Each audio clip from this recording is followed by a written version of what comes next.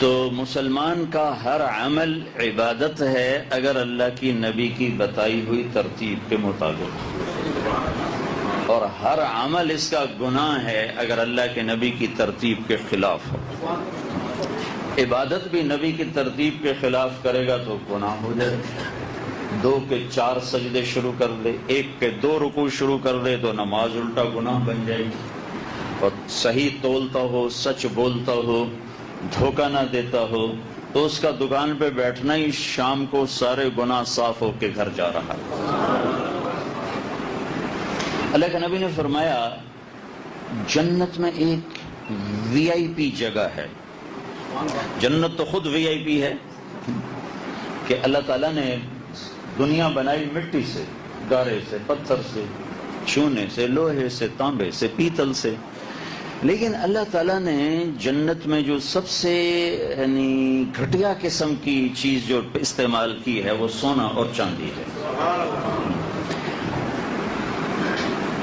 اس کی ایک اینٹ سونے کی ہے، ایک چاندی کی ہے، ایک زمرد کی، ایک یاقوت کی ہے، ایک موتی کی ہے، اور ہم سیمنٹ استعمال کرتے ہیں۔ جنت کے گھروں میں سیمنٹ مشک ہے اور گھاس زعفران ہے، اور چھت اللہ کا عرش ہے۔ اللہ کا عرش اس کی چھت ہے۔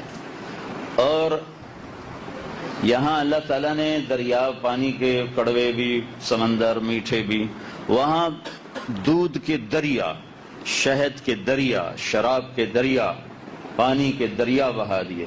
پھر عینان تجریان، بہتے ہوئے چشمے، عینان نضاختان، ابلتے ہوئے چشمے۔ پھر کاس من معین، ایسی شراب کے جس کا یوں گلاس میں انگلی ڈالے ایسے، پھر اس کو باہر نکالے تو قطرہ لگے گا تھوڑا سا یہاں۔ پھر یہ کہاں بیٹھے؟ آسمان پر۔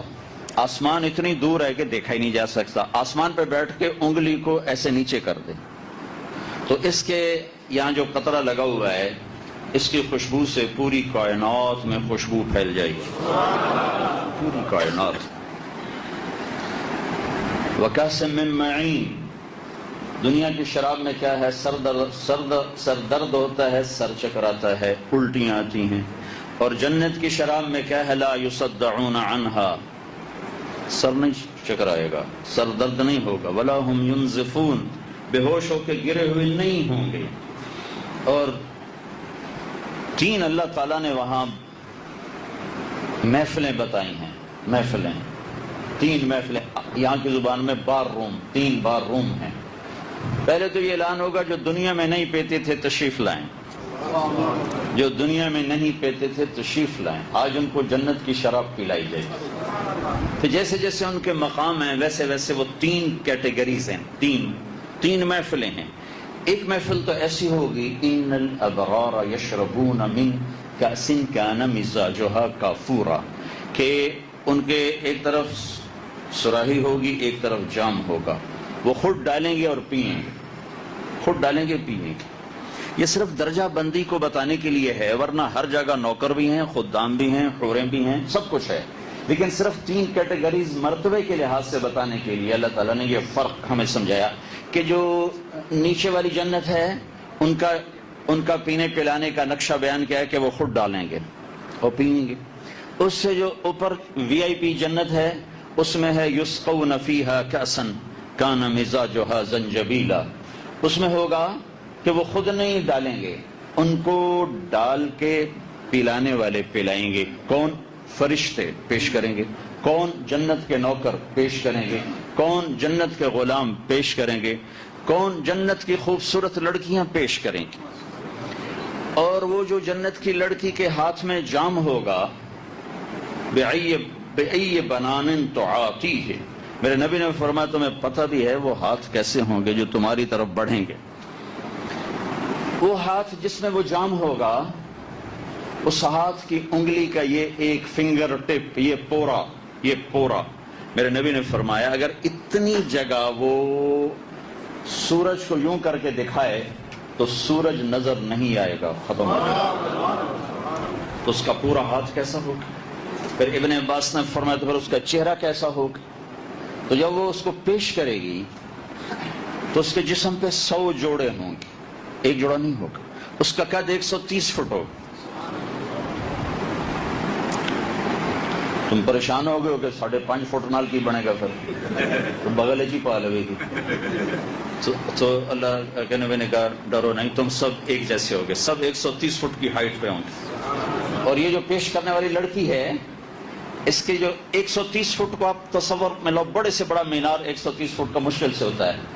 سر کی چوٹی سے بال چلیں گے اور آبشار کی طرح پاؤں کی ایڑی تک آئیں گے، ایسے کھلے ہوئے بال، ان بالوں میں موتی لگے ہوئے ہوں گے.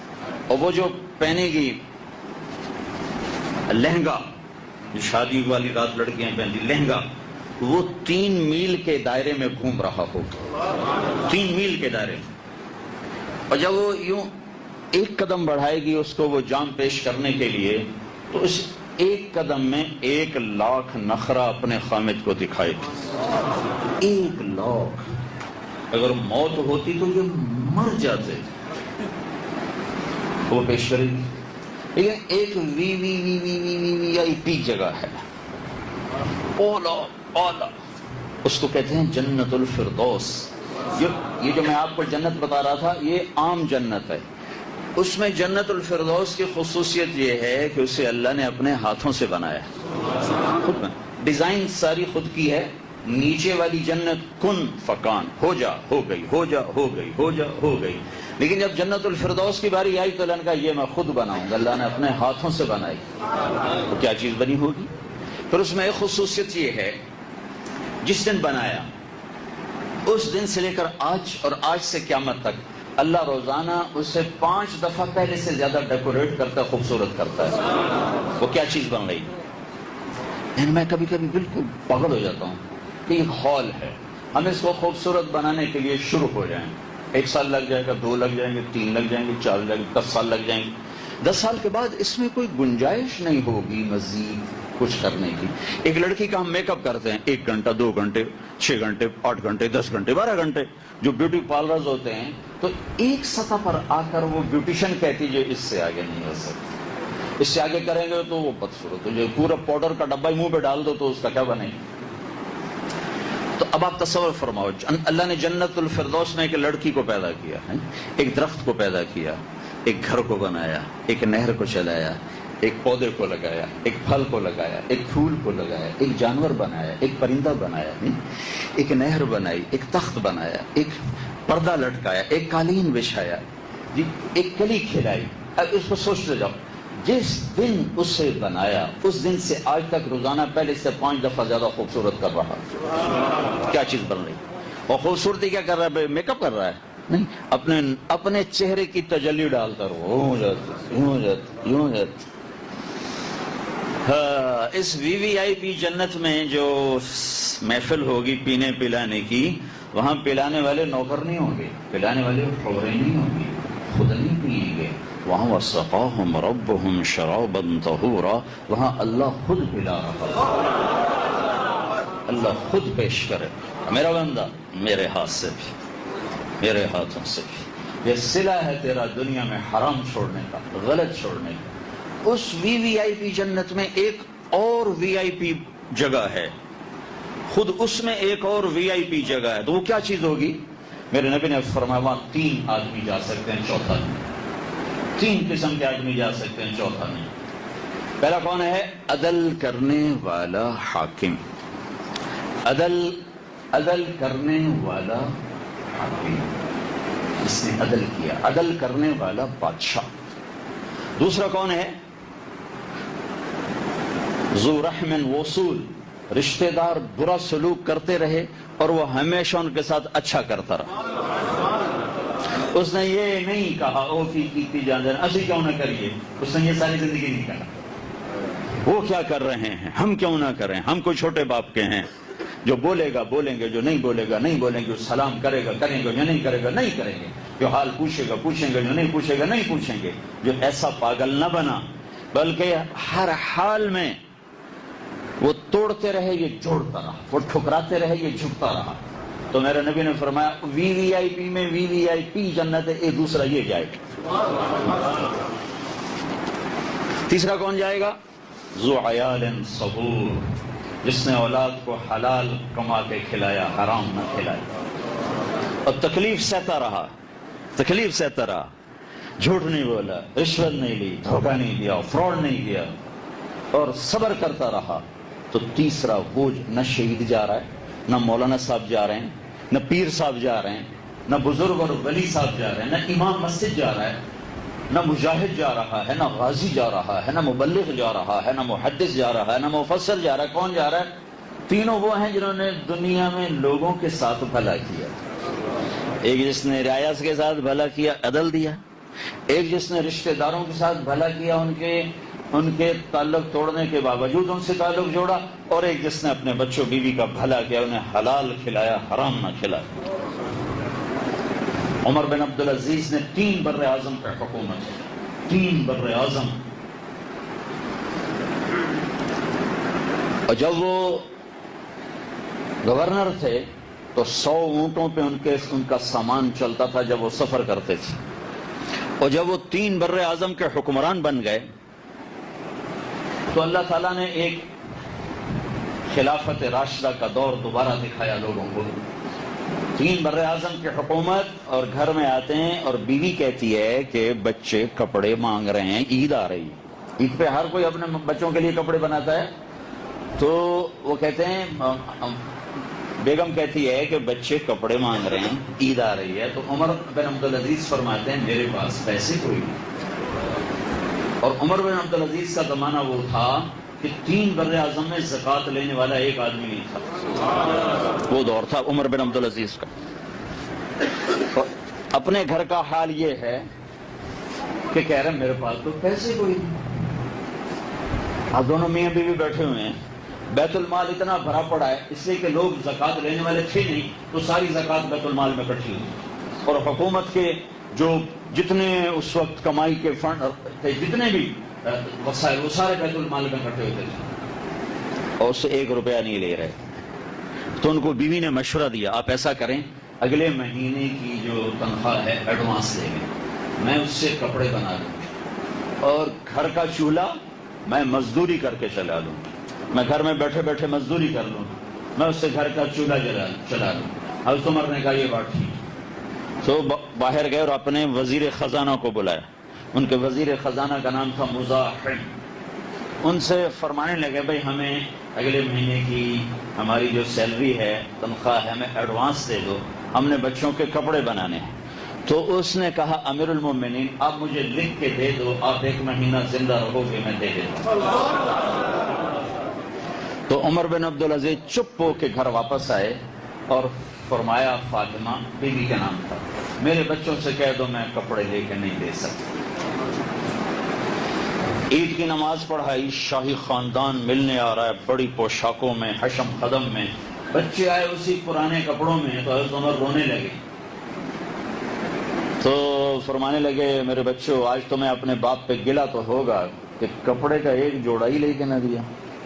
تو ان کے ایک بیٹے ہیں عبد الملک، ان سے پہلے فوت ہو گئے تھے، انہوں نے فرمایا نہیں ابا جان آج ہمارا سر اونچا ہے کہ ہمارے باپ نے خیانت نہیں کی، ہمارے باپ نے بددیانتی نہیں کی، ہمارا سر اونچا ہے۔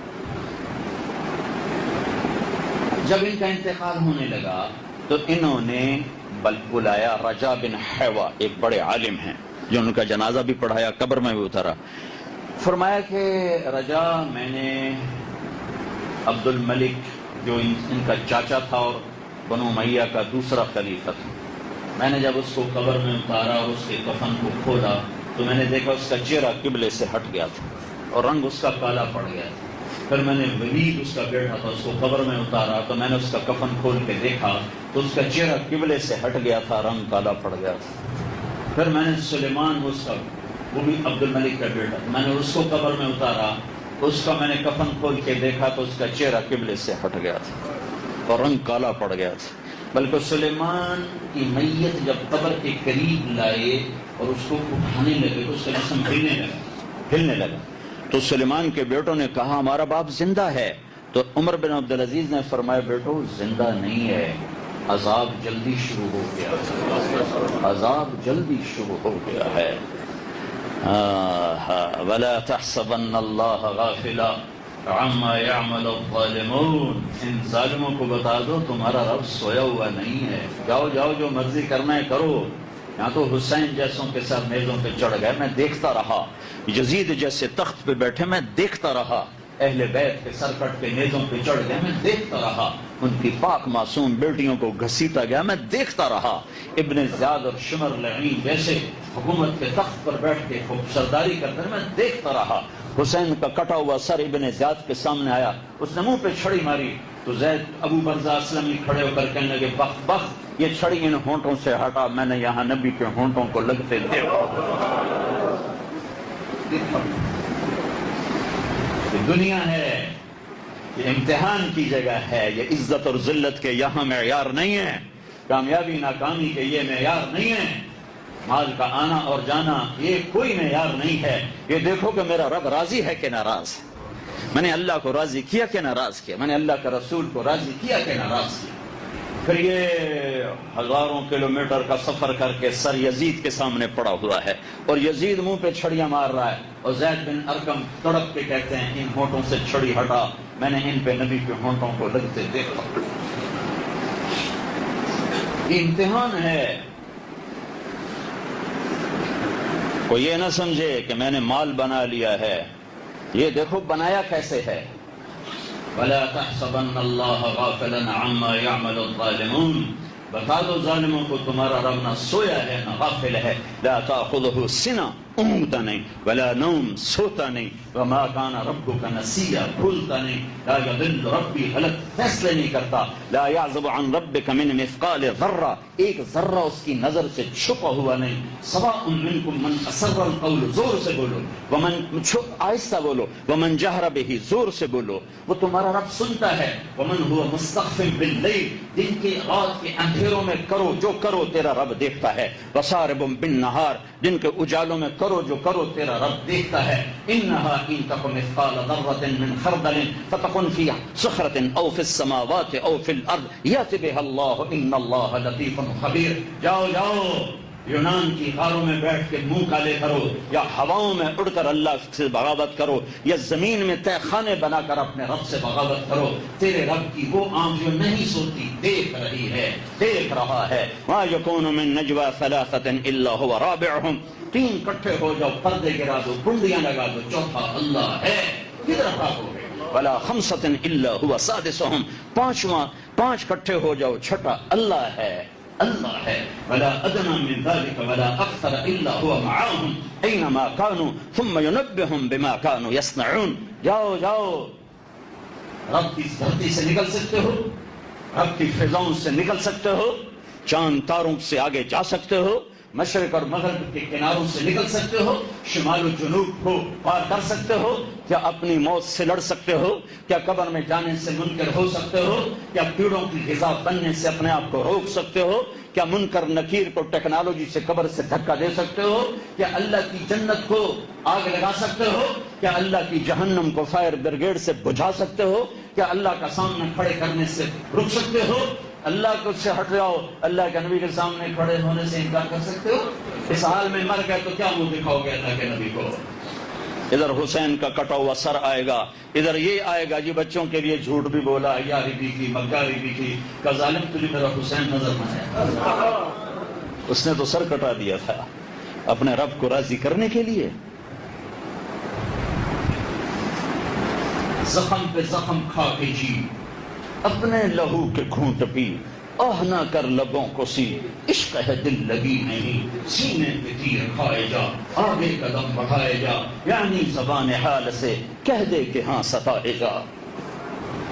زندگی موت کا کھیل یہ کوئی کبڈی نہیں ہے کہ ختم ہو جائے گا، اس کے پیچھے ایک نظام ہے، ایک زندگی ہے جو آ رہی ہے۔ انہم یرونہ بعیدا ونراہ قریبا، تمہیں دور نظر آتا ہے، تیرے رب کو قریب نظر آتا ہے۔ یوم یکون الناس کالفراش المبثوث، پتنگوں پروانوں کی طرح اڑتے نظر آؤ گے۔ آخر نہیں میرا رب دیکھ رہا ہے، دیکھ رہا ہے۔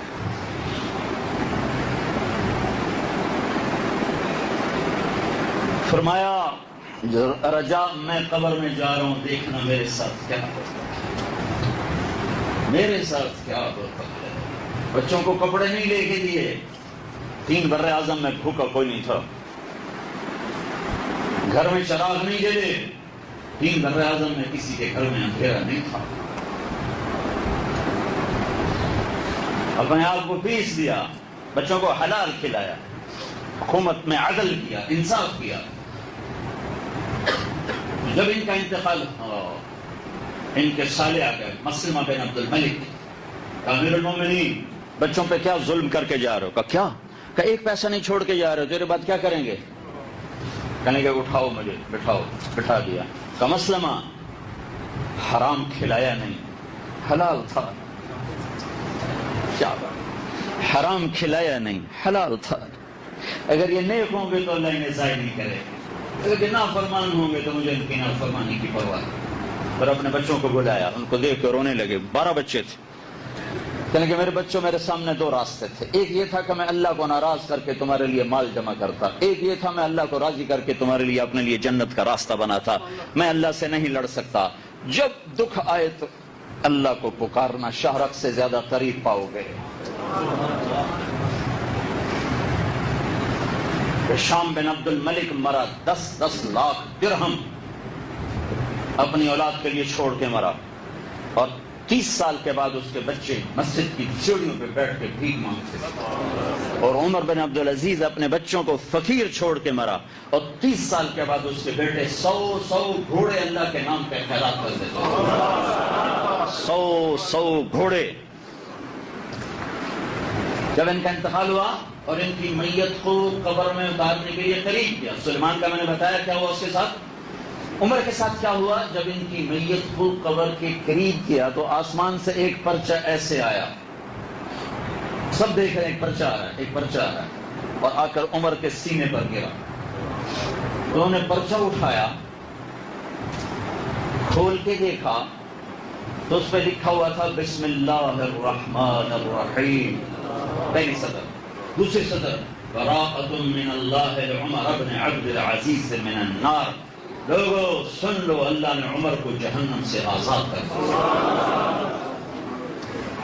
3 بر اعظم کی بادشاہی. یہ پروانہ کس وجہ سے ملا؟ تہجد سے نہیں، تلاوت سے نہیں. یہ پروانہ ملا عدل سے. یہ پروانہ ملا اولاد کو حلال کھلانے کی وجہ سے. یہ پروانہ ملا لوگوں کے میں انصاف زندہ کرنے سے. تو میرے بھائیو، یہ مختصر زندگی ہے. جناب رسول پاک صلی اللہ علیہ وسلم ایک زندگی لے کر آئے. یا ابا سفیان جئتکم بکرامت الدنیا والآخرہ. ابو سفیان وہ زندگی لایا ہوں، میرے پیچھے چلو گے تو دنیا بھی تمہاری، آخرت بھی تمہاری. جو ہمارے اقبال مرحوم نے کہا تھا کہ محبت سے وفا تو نے تو ہم تیرے ہیں، یہ جہاں چیز ہے کیا لوح و قلم تیرے ہیں. فلا وربک لا یؤمنون حتی یحکموک فیما شجر بینہم. قرآن نے قسمیں اٹھائی ہیں مختلف جگہ. یہ پورا ایک مضمون ہے. کیوں اٹھائی ہیں، کون سی اٹھائی ہیں، کیسے اٹھائی ہیں. قرآن کی قسموں میں سب سے خوبصورت قسم، قرآن کی قسموں میں سب سے خوبصورت قسم، جتنے قرآن نے قسمیں اٹھائی ہیں سب سے خوبصورت قسم فلا وربک، اے میرے محبوب مجھے تیرے رب کی قسم. اوئے ہوئے، میں کیسے اس کا آپ کو ترجمہ سمجھاؤں کہ اس میں اظہار محبت ہے کیسے کہ خود ہے رب محمد، خود ہے. قسم ایسے اٹھا رہا ہے جیسے آپ کوئی اور ہے تو رب محمد کوئی اور ہے. فلا وربک، مجھے تیرے رب کی قسم. یہ اظہار محبت کی انتہا ہوتی ہے کہ غیر بن کر قسم اٹھائے، غیر بن کر. مجھے تیرے رب کی قسم یونان والوں کو بتا دے، تیری مانے گے تو کامیاب ورنہ ہلاک ہو جائیں. لا یؤمنون حتی یحکموک فیما شجر بینہم. آپ کی مانے گے تو کام. ارے بھائیو، یہ بات تو جانور بھی جانتے تھے جو میں کہہ رہا ہوں کہ نبی کی مانو گے تو کامیاب.